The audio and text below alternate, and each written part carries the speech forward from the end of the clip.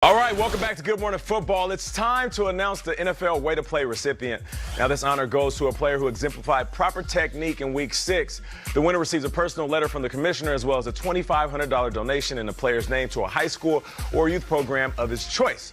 The winner for this week, safety for the 49ers, Jaquiski, Tartt. Hey, now. Let's get to it. Let me show you how my guy got down, though. Here's the thing. There's a lot of beautiful plays we show Way to Play. This might be one of the best.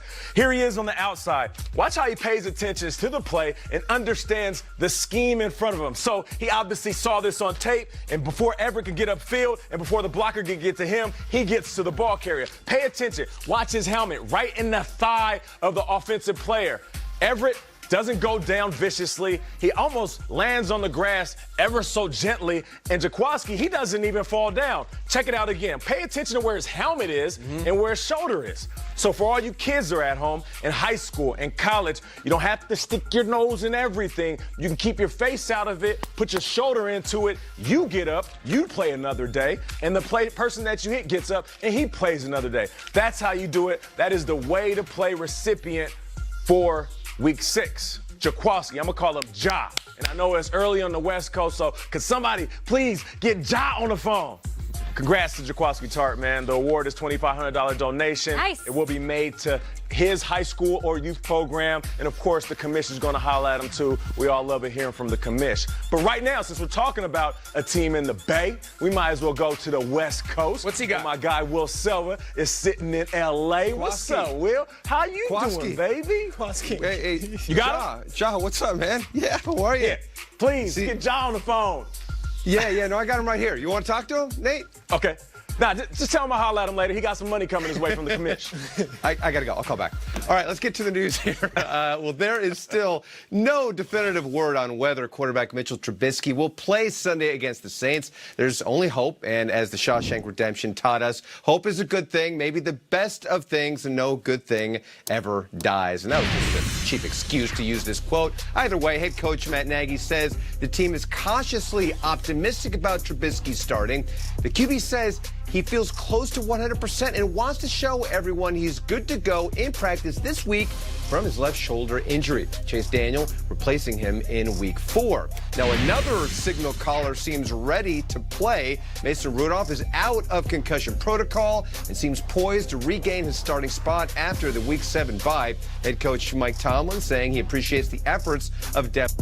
Well, officiating is always a focus for us, and I joke, but I'm not joking. I think I'm close to 40 years, and I think there's always a 2 or 3 week period where there's an intense focus on it.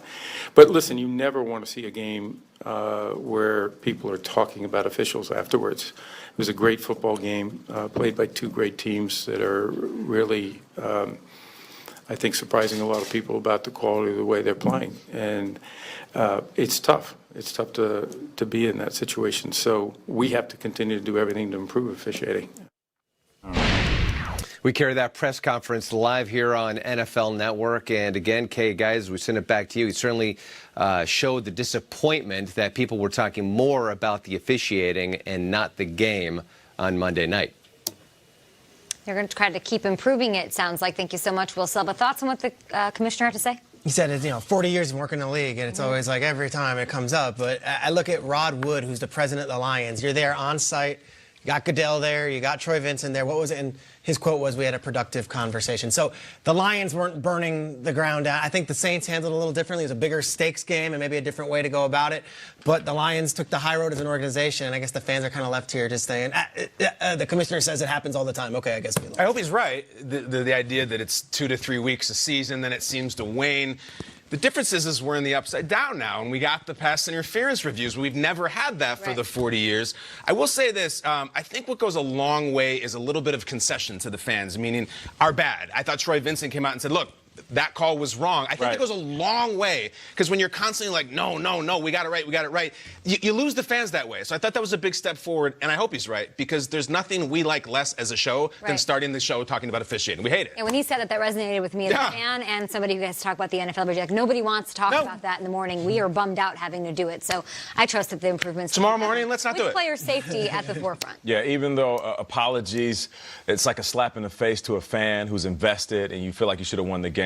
But I think the Detroit Lions fans, just like some other teams out there that have been through some rough times, we just want you to look us in the eyes and say, our fault.